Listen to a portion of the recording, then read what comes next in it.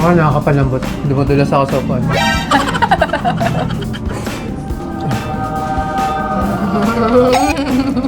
Grabe.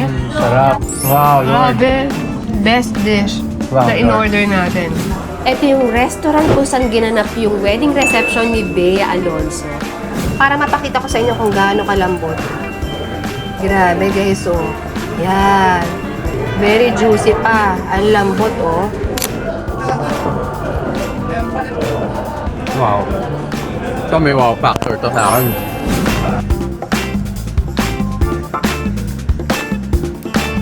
Super excited na akong matry ang mga ito, kaya naman ano pang inaantay natin guys? Huwag na natin patagalin, i-try na natin!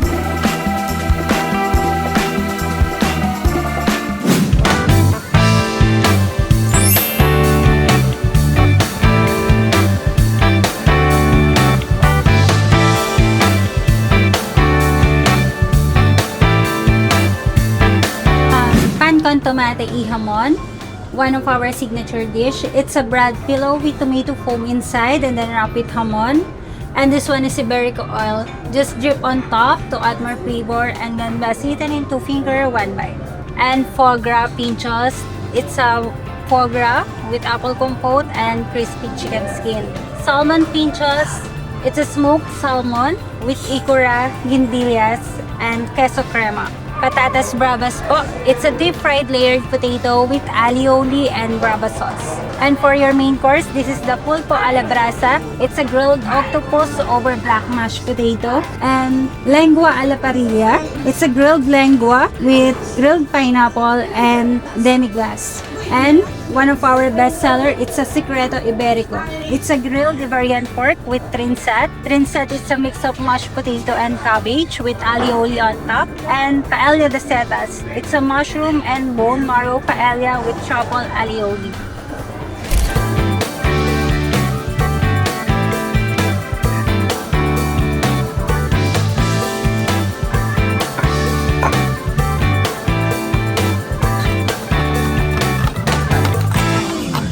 Ito yung restaurant kung saan ginanap yung wedding reception ni Bea Alonzo.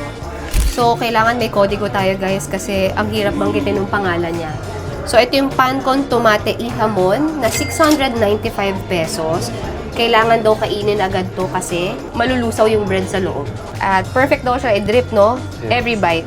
So, yung oil na to, Iberico ang tawag nila. Nakakatakot hawakan, very social. Ayan. Ayan. So, kamay daw talaga. May bread sa loob. Yan yung itsura niya. 695 para sa 6 pieces. Pwede naman na. Basta masarap, malalaman natin. Diba? Nagdidrip yung Iberico oil niya. Let's go.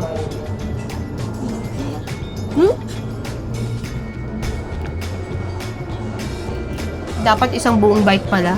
Plan ko sana kagatin, pero magdidrip yung sauce niya sa loob. So, yun guys, oh.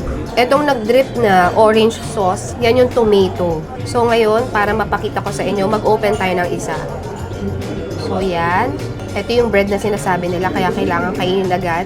Para malaman lang natin anong laman sa loob. Ayan, yung sauce niya. Ayan, oh. Sige, pinch ko para makita nyo. Andito yung lasa ng tomato. Yun. So ngayon, syempre, kakainin pa rin natin yan. Iisang buo na natin kasi kanina nag-drip kanina eh. Pero para full experience, lagay natin tong oil. Or Iberico, kung tawagin. So, nasira na natin. So, yan. Ngayon, hindi na natin ibabite. Isang buong subo na.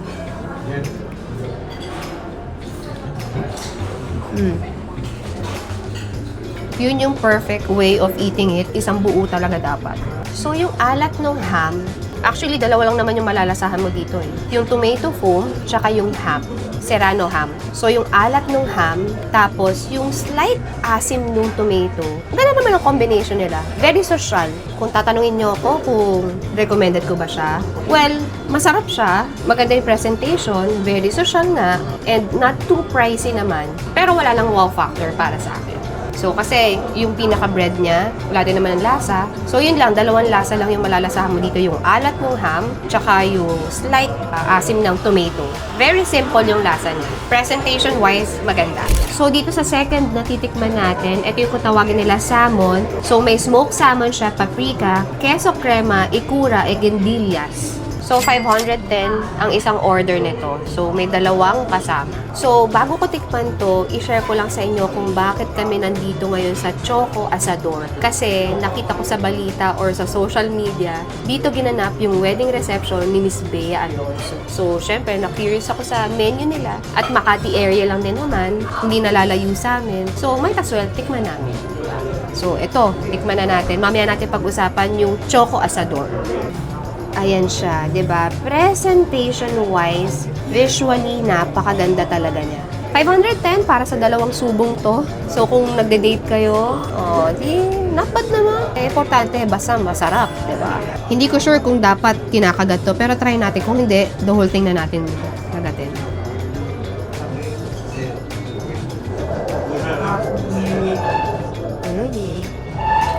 Well, ang lasa niya is yung tamis ng salmon, may konting anghang. I guess dito nakukuha yung anghang sa color green.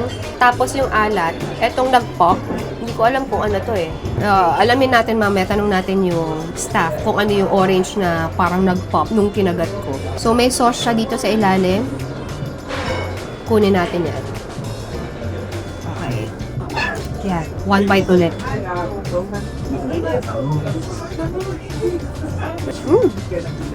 May caviar pala. So, yan, may caviar pala. So, for me, ito, nasarapan ako dito. Mare-recommend ko to. And kapag bumalik ako dito, pwede ko pa rin siyang orderin. Kasi nagustuhan ko yung lasa niya. Kumbaga, dun sa isang na-order ko, yung sa may ham, kung papipiliin ako kung ano yung mas pipiliin kong starter, sa next na orderin ko, baka mas dito. So, doon naman sa kaninang inuna natin kainin, yung sa may ham and bread, tapos may kasamang tomato foam, pwedeng half yun. So, 3 pieces. Yung in-order namin, whole, kaya 6 pieces siya. So, depende sa inyo. So, para dito sa next na titikman natin, ito yung kung tawagin nila patatas bravas. So, 320 pesos to. So, meron siyang fried layer potato. Yan, kung makikita nyo, ang galing, oh. Naka-layer na potato siya, tapos pinrito. Ang galing na itsura, diba? Social na social. So, may kasama siyang salsa brava, alioli.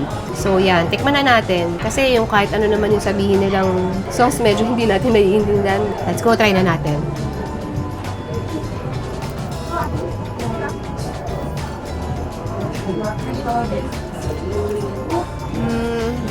By the way, na-enjoy ko yung texture niya. Yananamnam ko lang yung pinaka-sauce on top.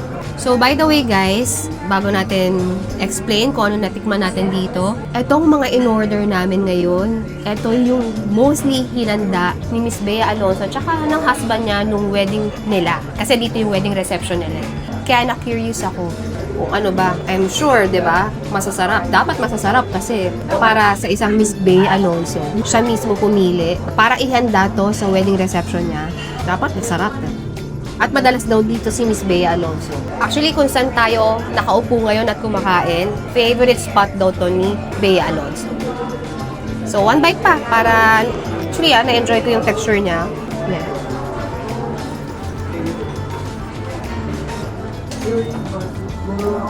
So ngayon, since dalawang tikim na yung ginawa natin, kailangan kong gawing dalawang tikim kasi medyo hindi ko alam kung paano ko siya explain dahil kasi very simple yung lasa niya. Actually, yung mangingibabaw lang dito, yung texture na nabibigay ng layered fried potato.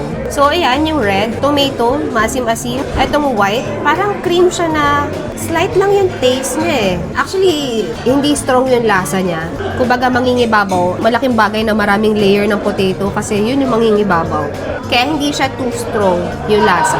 Pero presentation-wise, ang ganda ng presentation eh. Ang cute oh. Parang dessert. So yung makikita nyo, yung layer ng potato, crunchy siya. Yun yung sabi ko sa inyo eh. Na-enjoy ko yung texture niya. Crunchy outside. Ito naman yung loob. Malambot-lambot ng konti, pero syempre, mas mangingibabaw yung pagiging crunchy overall.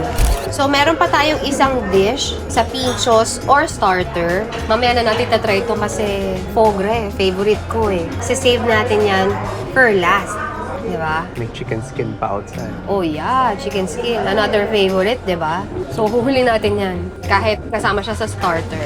So, yung next naman na itatry natin, ito yung kung tawagin nila, lengua a la parrilla na 1,300 pesos. So, yan, may ox tongue, confit in olive oil, grilled fresh pineapple, and demi-glaze. So, yan. Ahaba kasi kailangan meron tayong kodigo. So, yan, try na natin. So, ito daw guys, hindi siya yung typical lengua na nakasanayan natin kasi grill siya. Ang lambot oh. Oh my gosh. Sabayan mo ng pineapple. Of course, sasabayan natin yan. Yan ang pineapple.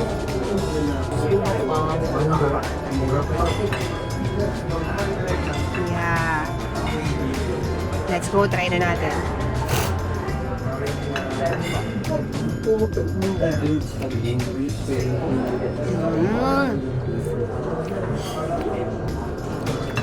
Ito, bukod sa napakalambot ng lengua, ayan oh, para mapakita ko sa inyo kung gaano kalambot.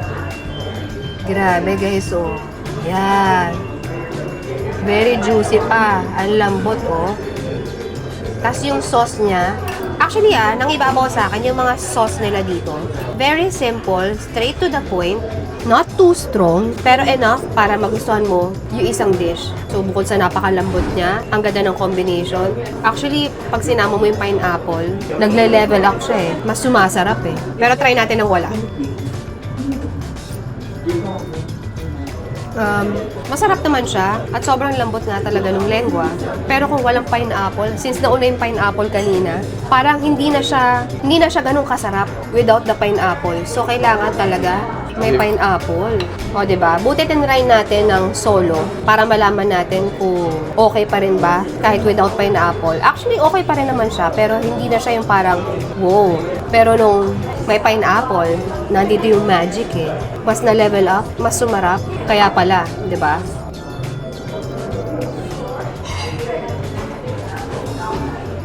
Kaya kasama sa menu list ni Bea Alonzo sa kasal niya, diba? No wonder. So guys, itong next dish na titikman natin, turn ko naman this time. Ito yung isa sa one of their best sellers daw, sabi ni ate. Tawag dito, Secreto Iberico. So ano siya, grilled Iberian pork, trinxat, red wine demi-glaze. So yung sauce niya is red wine demi-glaze.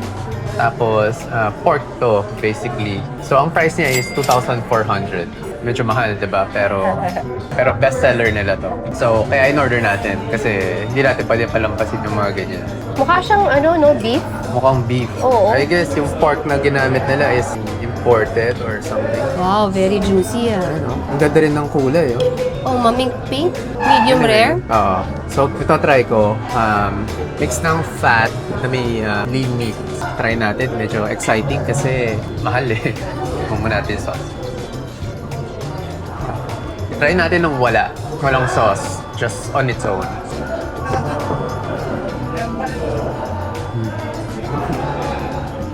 Wow. Ito may wow factor for me. Ngayon na ako nakatikim ng pork na ganito ka savory. At yung texture niya iba. Hindi ko ma-describe. Kasi ngayon ako nakatikim ng ganito eh. Para sa pork, no? Para sa pork usually yung pork, same lang yung lasa eh. Pero yung Iberico pork kasi yung gamit nila, hindi ko alam ano yun ibig sabihin ng baka place yun, lugar kung saan ang galing yung pork. Kakaiba kung paano nila ni-raise. Kaya pala bestseller at kaya pala kasama ito sa menu list ng in-order ni Bea Alonzo. Mapapa-OMG ka eh. Pero try natin may sauce naman.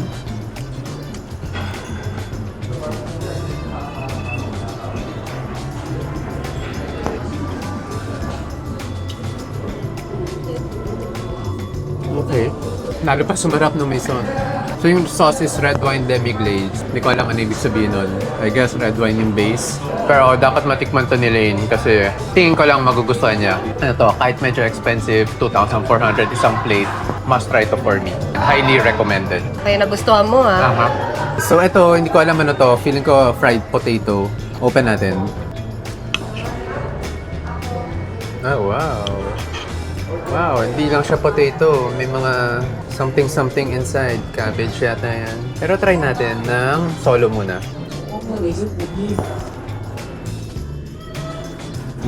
Potatoes na may kasamang, feeling ko cabbage, hindi ako sure. Pero masarap din, very savory. So I guess kaya siya kasama dito sa dish para pwedeng isabay sa pork. Sabay-sabay, ano? Tingnan nga natin. Tapos, bigyan ko na to. Wow. All in na natin to. Solid in one bite.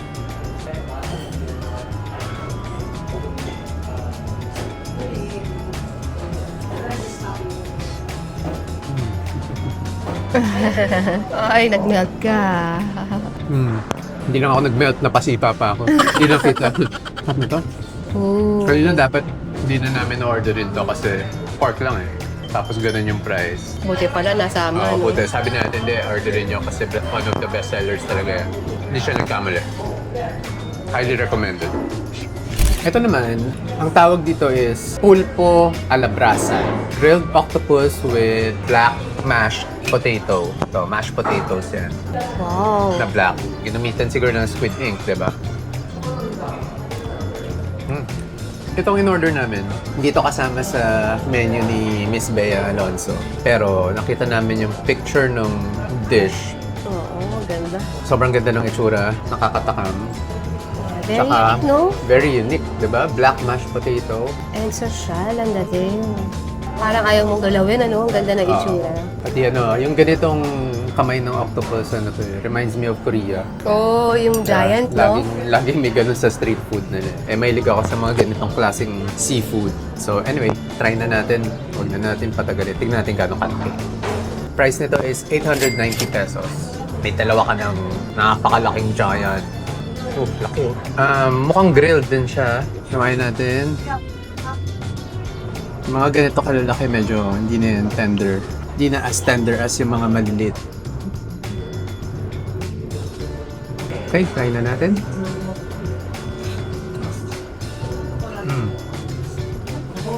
Actually, malambot sa loob. Tapos yung char nung pagka-grill niya nandun. So medyo smoky. Tsaka lasang grill. Actually, lasa siyang grill. Grilled octopus. Flavor-wise, not as flavorful as I expected it to be. Pero siguro kailangan isabay ng mashed potato. Tama.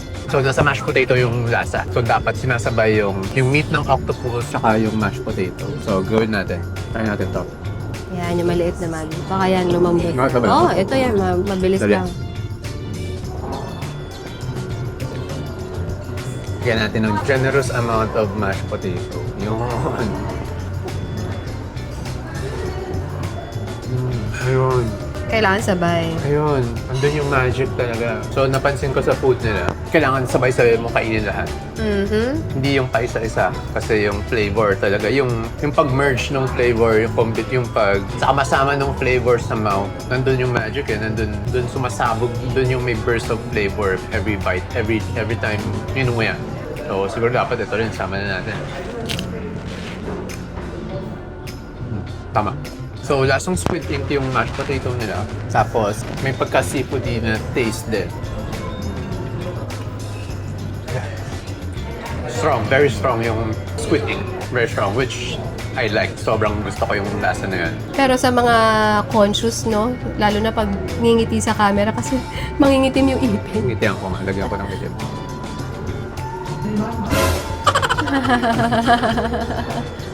Diba? So, ito na yung portion na yung mga hindi ko na-try kanina, dito ko natitikman. Tingnan natin kung magustuhan. Kasi enough naman na yung description niya, di ba? Point of view naman niya. Salmon. Itong salmon na isa sa mga pinchos. Pinchos. Isa sa mga pinchos nila. Kakamayin ko na. Spanish type of food tong mga to, no? Spanish. Nasa Spanish restaurant tayo. So, may caviar, yung black na bilog. Tapos may orange, ano yan eh, fish roe. Egg ng fish yan. Di ko alam anong klaseng fish, pero uso yan sa Japanese na Restaurant. restaurants. Okay, isang bite na. Solid, ah. Parang may pagkalasang tinapa siya. Di ba? Kasi puro alat eh, no? Alat ng salmon, natamis ng konti, tapos yung alat ng mga egg. Parang cured yung salmon, tama ba? Baka cured nga yung salmon kasi bakit maalat siya, dapat matamis eh. Parang tinapa. Tama yung term, di ba? Tinapa. Tama yung sinasabi kong fish. Oo, lasang tinapa. Parang tinapa style. Basta cured siya, gano'n. Yung parang maalat siya na intense. Pero enough lang naman. Oh, kasi kaya meron siyang bread underneath. Tama, kaya may bread. Yun yung nagbabalance. For me, sakto lang. Hindi ako So, mahilig sa mga ganung tinapay na lasa. Sakto Ito lang for naman. you. O, sige. So, hindi ko rin na-try. Yeah, sure po. Thank you. Pero hindi ko na-try, oh. So, ito yung Iberico oil na ginamit nila. Yung sa oil ng pork na natikman ko kanina. So, yan. Patak-patak daw. Come on, go. One bite. Mm. Curious ako kung anong... napapikit ka. Type mo? Well, mas type ko tong hamon. Kesa sa salmon, ha? Mas type ko tong hamon nila kaysa sa salmon. Ito, may wow factor sa akin. Oh, wow. May nakakagulat kasi may sasabog na sauce sa loob. Sa eh. bagay. Oo. Tapos biglang magpa-flood yung mouth mo ng sauce na yun. Yun na yung parang- tomato foam nila, kung tawagin. Mm. So yung nag-flood na sauce na yun, yung tomato sauce. Hindi lang siya basta tomato sauce. Basta, very unique yung lasa for me. Tapos pagkakagat, overwhelming yung sabog, yung burst of flavor. Tsaka yun, yung pag-flood nung lahat, buong palette ng mouth ko covered ng sauce na yun. Plus yung saltiness ng ham. Galing, no? Paano naisip yun, ano? Sarap to, gusto ko, must try. Recommended to for me. Tsaka yung oil pala, itong oil. Kakaiba yung lasa nitong oil na to. Para maisip nila yun, ang galing mo. Kakaiba. Very smart. Very creative, no? Must try to. Sabi niya may half kanina. Kung ako sa inyo, orderin niyo yung whole. Buong plate. Yes, 6 kasi pieces, pwedeng 6 3 pieces lang Kasi eh. mag-aaway kayo ng kasama niya. Mag-aagawan kayo.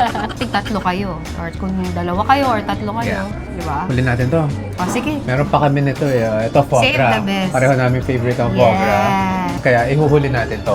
Bago matapos yung video, tsaka namin kakainin. By the way, guys, ito pala yung kanilang sinaserve na complimentary bread. May dalawang klase ng bread. Nakalimutan ko yung tawag nila dito. Ito, tomato bread. Pakain namin. Mainit-init pa nilang isa-serve. Tsaka maganda yung texture. Ito, crunchy. So, yun. So, what's next? Ano pa yung next na hindi mo na-try? Ito, Ah, lengua. ayan, lengua. Oh, yan, type ko yan.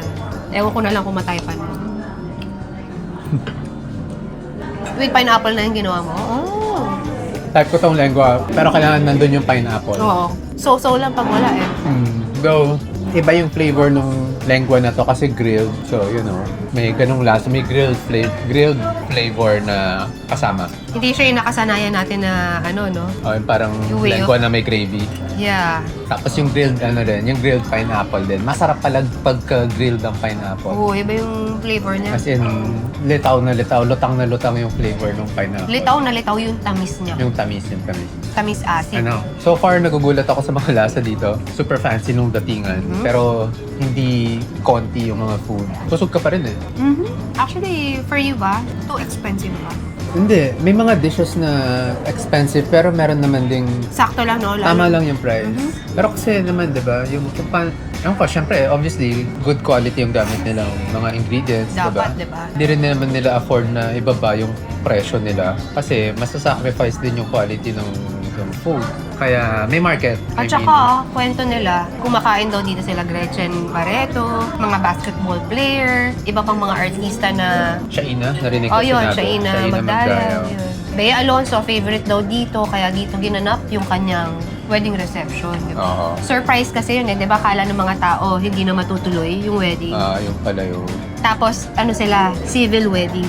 Hindi na nag-church. Tapos, dito yung reception. Very intimate lang. Kaya nga sabi nung waiter kanina, hindi naman nila nirenta yung buong restaurant. May part lang na pinaklose nila. Hindi the whole, So, ibig sabihin, very few people lang talaga yung invited. Very close, lang.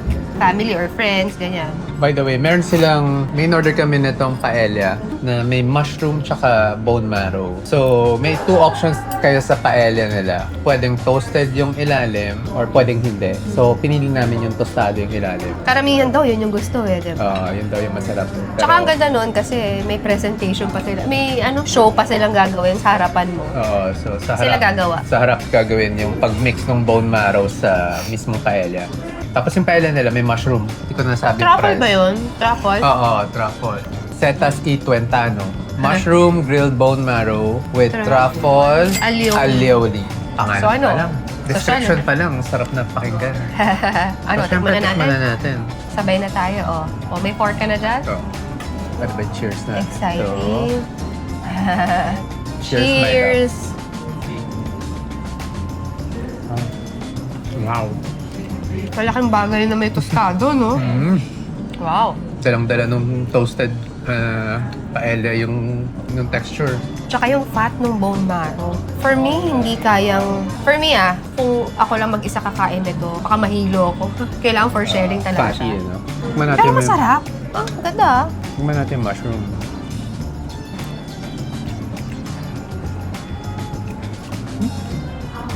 Yeah. Tsaka yung gamit ng bigas or kanin, hindi yung mahaba, hindi long grain, bilog-bilog. So going back guys kasi since natikman naman natin mostly ng mga pagkain, natikman niya na. Pag-usapan naman natin kung bakit tayo napapunta dito sa restaurant na to.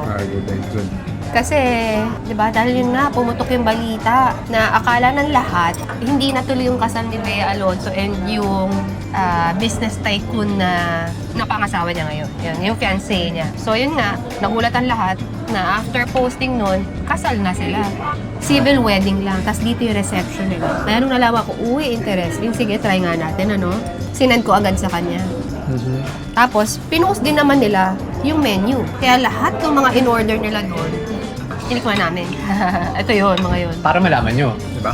Ako, for me, pag-usapan ba natin yung bakit very controversial yung kasal nila at pinag-uusapan ng buong Pilipinas. Kasi yung napangasawa niya is Chinese. Filipino-Chinese na Pero yung Oo. family is business tycoon. Pure gold ba? Pure gold, yes. Pure May-ari gold. ng pure gold. So, ikaw ang may alam niyan pagdating sa mga Chinese, Okay, so ganito kasi yun. Kasi usually naman yung mga tycoons dito sa Philippines, mga 80-90% yan, mga Filipino-Chinese yan. Yun ba yung tawag? Siyempre, nag-start sila sa traditional, di ba? Yung mga lolo-lola na namin yan, mga ganun. Siyempre, pumunta sila ng Philippines from China dahil di ko alam ano meron sa China. Siguro magulo, may one-child policy, yung mga ganyan. So, kailangan nila move out ng country. So, may mga pumunta ng Singapore, Philippines, Malaysia. Sa Southeast Asia, maraming mga Chinese. Whether Singapore yan, may Kumbaga kalat, Malaysian Chinese, may Filipino Chinese, may Thai, marami rin Chinese sa Thailand. 'Di ba? Indonesia, marami rin kalat sa Southeast Asia. So galing yan sa isang province din. Hindi naman isa, pero galing yan mainly sa Fujian province, which is doon galing yung grandparents ko. Grandparents ko pumunta dito. So yung parents ko dito na pinanganak. So consider na sila as Filipino. Pero yun, so yung generation ng grandparents ko, may mga older generations pa na pumunta ng Philippines, nag-build ng business. So, in reality, talagang pure Chinese kayo. Oh yes. Taga doon talaga kayo. Yung lineage namin. Dito lang kayo pinanganak, Yes. parang ganon. Yes, Okay. talagang galing China yung lineage namin. So, syempre, yun nga. Like, si SM, diba? Si Philippine Airlines, yan. Mga Si, Tan, Yushoko, yung lahat. Lahat yan, mga tycoons yan. So, syempre, ako ina-analyze ko lang to. Hindi ko alam kung ito talaga yung totoong nasa utak nila. Pero, since malaki na yung empire na na-build ng mga to, ayaw nila na may basta-bastang tao na papasok dun sa family na nabuo nila dito sa Philippines. Siyempre, gusto nila within the family yung magko-continue ng mga empires na na-build nila, di ba? Businesses na na-build nila. Kasi 'di ba, para malaman nila kung saan tayo nanggagaling. Kasi 'di ba medyo controversial nga yung pagpapakasal nung pure gold guy tsaka ni Bea Alonzo kasi ito nga si Bea Alonzo. Sa prenup pa to? Oo, regarding dyan sa usapan na kasal, eto, syempre, parehas silang bilyonaryo, parehas mayaman. Syempre, may pera din si Bea Alonzo, di ba? So, yun yung medyo kaya pinag-uusap-usapan ng mga tao dahil pagdating nga sa mga Chinese, especially mga traditional, medyo dyan sila very strict. Pero syempre, ibang usapan Bea Alonzo yun tsaka bilyonarya din. Kaya, I guess, ngayon na-plancha nila. Pero yun, going back, So, syempre, gusto ng mga tycoons na to, mapangasawa ng mga anak and apo nila is another tycoon, galing sa another malupit na family, di ba? actually, hindi lang din yan sa mga mayayaman. Lahat ng Chinese, I think, ganyan di ba? O hindi.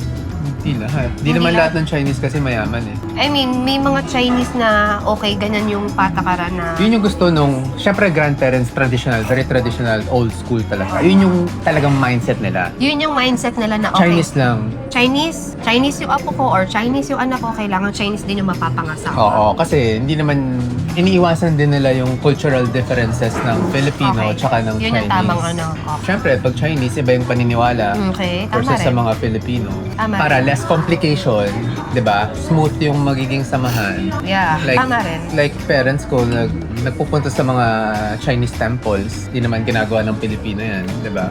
Isa pa, ang Chinese may specific way kung paano humawak ng pera. Actually, totoo Ang Pinoy, may another specific way kung paano humawak ng pera. Totoo which yan. is very opposite. Sige. So, di ba, magiging complicated pagka ganon. Siyempre, utak lang to nung mga grandparents tsaka ng parents. Ito lang ang masasabi ko. Yun ang tingin, for me lang ito lang yung napansin ko sa mga Chinese na iba talaga sila pagdating sa pera. Ang galing talaga. Ewan ko bakit anong meron sa kanila, ba't ang galing nila sa pera. Kasi ako, pagdating sa pera, before, kahit medyo kuripot ako, pag gumastos ako, gastos talaga, gastadora ako. Kumbaga, hindi ako marunong mag-save before. Natuto ako kay Cart. Tapos pag nakakausap ko si mama mo, tinuturuan din ako. Iba sila pagdating. Kaya nung natuto ako at marami siyang naturo sa akin, doon na tayo nakapag-save. Doon pa lang. Pero malaki na sweldo mo noon nung FA ka, di ba? Malaki na. Pero Nasa dahil 6 digits na yun eh. Pero ano naman tayo, gastador nung time na yun. Pag nandito ako sa bansa, bibili akong ganito. Yun, may naipon pa rin naman. Pero iba lang yung mindset pag sa Chinese talaga. Kasi grandparents namin, alam ko rin naman saan sila nanggagaling. Galing sila sa China. Poor yung country nung China before. So, nung lumipat sila dito, wala silang kilala, wala silang kahit anong whatever. Siyempre, anong tendency, di ba? Ipunin mo lahat. Hindi ka para gumastos. Yun yung tendency nila. Ipon, ipon, ipon. Nasa utak namin, ipon, ipon, ipon, ipon, ipon. Mamaya na yung gastos. Kumbaga, delayed gratification. Doon sila magaling sa ipon and magpalago. Magpalago. Yes, yes. So, Hindi lang ba sa ipon palago. So, bakit ba nag-iipon? Ba't ba yun ang goal? Kasi ganito eh. Pagka, kunwari, minimum wage, di ba? Ako, kung yung sweldo ko, minimum wage, kaya ko pa rin mabuhay nang nakakaipon. Usually, ang Pinoy, minimum wage yan. Laging maririnig ko sa kanila, kulang. Wala, kaya walang naiipon. Pero, yung habits kasi namin, very different. Sobrang taliwas sa isa't isa. Kami kasi, pag nakahawa kami ng pera, nauna yung tabi. Kunwari may 10,000 ako nakuha, di ba? Tatabi ko yung 7. Tabi na yan. Agad, no? So, Malaki 3,000 na lang yung pagkakasyahin ko. Example lang yung 10,000 na. Hindi ko sinasabi ngayon yung minimum wage. Pero yan, pag may nakuha kong chunk ng pera, 10,000, tabi ko agad yung 7. Basta nakatabi lang yan, hindi ko alam para saan. Itatabi ko lang. So, pagkakasyahin ko yung 3,000. Kung hanggat saan niya kayang pagkasyahin. Yeah, in short, yung itatabi mo, 70% ng nakuha mo. More or less. So, ang Pilipino kasi, ganito, pagka nakuha ng 10,000, gagastusin niya muna. Kung ano matira, yun yung itatabi. Diba? Tama Sobrang rin. Tama opposite. Ang tanong, may matatabi ka ba sa 10,000 kapag tapos mong gumastos? Diba? Obviously, wala. Kung meron man, 500. Diba? Malayo. Kumbaga, binase mo yung lifestyle mo sa 10,000. Ako, binase ko yung lifestyle ko sa 3,000. So, Tama. kaya delayed gratification. Di baling maghirap ako ngayon. Oh, Pero diba? after 5 years, after 10 years, yung 7,000 ko, palaki ng palaki. Every month.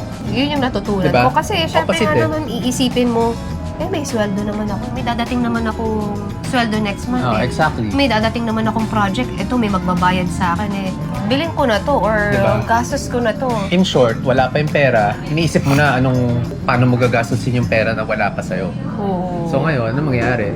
May ligmang utang mga Pilipino. Diba? Pagbayaran ko din na lang ako. sa next payday. Actually, hindi ko nare-realize yan before until in-explain niya sa akin. Kasi, nga naman, bakit pag dumadating yung sweldo ko nung FA ako, ang sarap gumasos, parang wala ka nang iisipin kasi meron ako, natanggap ko Tsaka may padating naman next month Parang hindi ako takot, okay, sige, gimmick tayo ngayon, kain tayo sa ganitong mamahalin, bili tayo ng ganitong gamit. Okay lang, may natira pa naman ako, may padating pa naman next month. Yeah. Diba? So, yun. Pero wala pa ako naitabi, diba? Kumbaga, wala, yun nga, sabog-sabog nga, kumbaga walang game plan, doon ko lang natutunan Totally, iba talaga yung takbo ng isip ng Chinese, whether Filipino, Chinese, Malaysian, Chinese, Singaporean Chinese, and yung Filipino. In general to, pero hindi naman lahat ng Filipino. Hindi lahat ng kasi, Filipino, yes. kasi may mga marurunong din naman talaga mag-save at magpalago na Pilipino. Marami ring magaling, pero mas marami lang talaga yung ganun yung habit. Gastos muna bago tabi. Sa akin, baliktad. Tabi muna bago gastos. So, kung mapapansin mo, maraming Chinese na maraming Filipino-Chinese na sobrang yaman, pero sobrang low-key. Hindi bibili Totoo. ng mamahaling sasakyan. Totoo. Hanggat kayang manual yung sasakyan na bilhin para makatipid, di ba? Yung ganun sila. So, pag pumunta ka ng Binondo, makikita dami mo mga ano dyan. maraming, lalo na sa may Santo Cristo area, yung tapat ng church, yung bridge across ng church, ng Binondo Church. Dami mayayaman. Maraming tindahan doon. Tapos makikita mo sobrang luma ng itsura, dugyot, ang dumi. 'Di ba? Tapos Pero yung malakas kumita yun. Yung mga binebenta nila, yung mga ewan ko, monoblocks, yung mga whatever. Mostly hardware, di ba? Ewan ko, packaging materials, whatever. Pero alam nyo guys, sobrang dugyot ng mga stores nila. Pero pag na-check nyo yung bank account nun, nasa hundreds of millions yan. Sigurado. Pero yun nga, yun ang problema ko naman sa mga Filipino-Chinese. Takot gumastos. Kahit marami na yung naipon nila. Hindi masyado na-enjoy. Ewan ko, depende. Baka na-enjoy pero hindi lang enjoy yung nila na may malaking pera sa bank account. Baka nandun yung enjoyment nila, diba? Hindi ko masabi. Well, kasi na ano ko to sa mama mo, yung thinking kasi nila is nandun sa next generation. Oo. Kumbaga, itong tinatrabaho ko para to sa mga apo ko. Oo, hindi para ako ang mag-splurge dito sa Oo. pera na to. Yeah, hindi para sa kanila actually yung tinatrabaho nila, para dun sa maiiwanan, di ba? Para sa future generation. Yun yung Para ano. maging maganda buhay ng future generation. Kasi yung buhay ng parents ko, grind din sila eh. Hindi naman sila galing sa mayaman eh. Imagine nyo, lahat ng galing China na pumunta ng Philippines, hindi naman lahat mayaman yan eh. Iba lang yung takbo ng isip. Iba lang yung habits. Iba lang yung goal. Malaki lang sila mag-isip. Galing lang. No, hindi lahat ng Filipino-Chinese ganyan ha. Like I said, meron ding hindi marunong humawak ng pera. Kaya marami rin Filipino-Chinese na may mga utang na malalaki. You know? So, iba-iba, case-to-case basis. Pero in general, mga tycoons na yan, magagaling yan mga yan. Magagaling humawak ng pera, magagaling magpaikot. Kaya successful sila. Kaya kung mapapansin nyo, sa Philippines, sino mga may-ari ng mga Malalaking company. SM, Robinsons, PAL, San Miguel, beer, di ba? Lahat mga Skyway, Chinese. sino may-ari? San Miguel. Diba? 90% mga Filipino-Chinese yan. Mapapansin nyo rin naman na itong mga galing China na pumunta dito, love na love nila yung country natin. Love na love nila ang Pilipinas. Kaya dapat nagpapasalamat din yung mga Pilipino kundi dahil sa mga utak ng Chinese. Wala tayong mga ganito, no? Kagaya niyan, SM, Kumbaga, anything. Filipino-Chinese ang nag-shape ng economy ng Philippines. Real talk. Pati yung mga cities. Like, tignan mo si SM, magbibuild siya ng mall. Magiging terminal na ng bus, terminal ng jeep, di ba? Magiging sakayan, puntahan ng tao. So, kumbaga, may power sila mag-create ng something na magiging beneficial sa community na yon. Kaya alam mo, bonus na lang yung kumikita sila eh. Pero kasi in reality, yung ginagawa nilang business is nakaka-solve ng problem. Yes, tama. Nakasolve Diba? ng problem. Yun yung perfect na gawing business. Something na may maisosolve ka sa community. Bonus na lang yung kinikita mo. Walang other way para hindi maging successful yan. Kasi para sa community eh, yung ginagawa mo. Yeah, Diba? that's true. So, yung vision nila malaki, malawak, malayo. Kaya rin nagiging successful, no? Hindi ka Kasi magulat. para sa ibang tao rin yung ginagawa nila. So, kami, bilang younger generation ng mga to, tinatry ko i-adapt yung kung paano sila mag-isip. Ito, nagva-vlog kami. Nag-start kami sa street food para maka-help out ng mga small businesses, diba? Mga less fortunate na people, mga vendors. So, beyond money palagi. Kung may gagawin kaming isang bagay, laging beyond money. Yung money bonus na lang talaga yan. Hindi yan yung focus ko naman isipin na gusto ko kumita ng 500,000, ito gagawin ko. Hindi naman ganun eh. Bahala na ako magkano kitain, pero ito gagawin ko. Tama. Diba? Makes sense naman eh, diba? Tama, oo. Bahala na. Wala akong pakialam sa amount ng money. Hindi talaga nagmamatter sa akin yung amount. Surprise na lang. Doon ka na lang magugulat kung ano naging effect ng ginawa mo. Oo. Tapos syempre, ang Diyos, ang universe, i-reward niya yung mga good deeds natin. Kaya may tinatawag na karma, di ba? May good karma, may bad karma. Yan, sobrang believer ako ng karma. Ang karma, medyo, kung naintindihan niyo yan, Frequency. oo, tsaka ano yan, laging times 10 ang balik niyan. Hindi yan 1:1. Laging times 10. So kung may ginawang masama, nanloko ka ng tao, Times 10. times 10 ang balik sa'yo. Hindi man sa'yo, pero sa family, sa next generation. Karga nila yung karma na yan. Pero kung may good karma kang ginawa, tumulong ka sa ibang tao, nag-donate ka dito, ganyan, ganyan. Times 10 din. Sa next generation din, babalik yung times 10 na yan. Yan ang laging turo ng mom ko sa akin. Tama. Laging gumawa ng good deeds dahil mga anak mo at apo mo ang makikinabang dyan. So yun, going back kung bakit natin napuntahan tong restaurant na to at bakit natin napag-uusapan tong regarding sa Chinese na ganyan, culture, dahil nga kay Miss Bea Alonso at sa napangasawa niyang may-ari ng Pure Gold. Nakakatuwa na natuloy yung kasal nila. Syempre marami ring natutuwa dahil syempre finally Miss Bea nakapag-settle down na. Diba? Ang daming gustong, syempre kahit paano magkaroon na siya ng sariling family niya. Diba? Dahil napakabait na anak ni Bea. Diba? Kung makikita niyo naman sa mga vlog niya, kung paano siya sa family niya, paano siya sa mommy niya, diba? Wala siya ibang hangad kundi matulungan yung pamilya niya. Tsaka very generous. Yan. Tulungin. Yes, matulungin. And Pinabless. tsaka mabait, sobrang simple kahit bilyonarya, diba? So I think doon hindi nag-a-apply yung kailangan Chinese to Chinese kasi syempre si Bea hindi naman Chinese. Importante, decent, Decent, yes. masipag, may sariling, independent. Tama, Yeah, di ba? tama. So I think kaya hindi nagmamatter yung okay, Chinese ka ba or Filipino ka. Importante, decenteng babae, decenteng pamilya, may alam gawin, hindi lang yung, Hindi lang. Mas- Kasi, ewan ko, pansin ko guys. Kasi pansin ko, pagka sinabing Chinese, automatic isip ng tao mayaman. Totoo. In reality, hindi naman talaga lahat. Nagkataon lang na yung mga tycoons natin sa Philippines, Chinese. Kaya naging stereotype na lahat mayaman. Pero meron ding mga, struggling sa buhay. sa bagay, oo hindi lahat eh. Pero mostly may pera. Hindi rin. Marunong humawak ng pera, mostly. Marunong, pero hindi lahat marunong gumawa ng pera. Sa bagay, tama. May mga kilala rin ako, hindi naman. Hindi marunong Yeah. gumawa, pero marunong humawak. Ewan ko, hindi ko alam eh. Hindi ko naman alam yung ibang Chinese kung paano humawak. Ako nakabase ako sa grandparents tsaka sa parents ko lang. Last Yeah. na syempre dish na dapat appetizer eh. Pero save the best for last. Grabe. Pag maubusin ko na to, gusto ko sige, ito yung sige. last na sa mouth ko. Sige, sure. Solid yan dalawang pineapple. By the way, itong grilled lengua nila, ang sarap, medyo may malutong-lutong dun sa gilid ng lengua. Yun yung mga Dahil na-grill, no? Na-grill.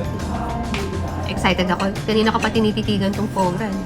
Chicken skin pa yung naka-cover sa kanya. Chicken skin to. Fogra. Yan. Tapos Meron yung pa- apple something. Tsaka may nakarap pa na Wow, masarap. Ayun, kapal ng foie gras niya. isang Oh my lord. So, isa na itong malaki, no? Ay. Oh my lord. Thank you, universe. Thank you, grabe. Wow, grabe, fatty, oh. Last na fogra natin sa Sofitel. Sofitel. Oh, tagal na, 2 years ago. Bagol na. So, chicken skin yung labas, makapal na foie gras yung gitna, tsaka may apple daw sa loob.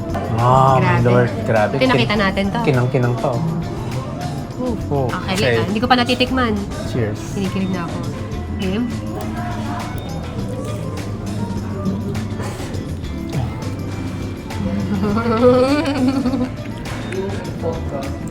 Oh, wow. Grabe. Sarap.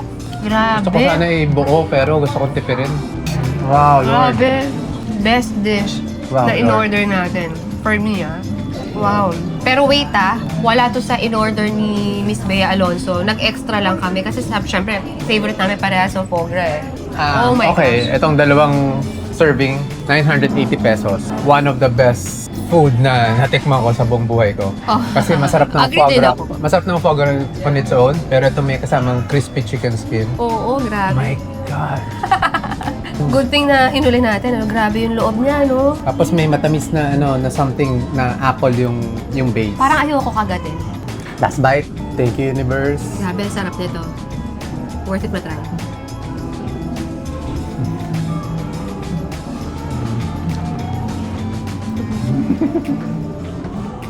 Oh, nakakapalambot. Dumudulas ako sa upuan.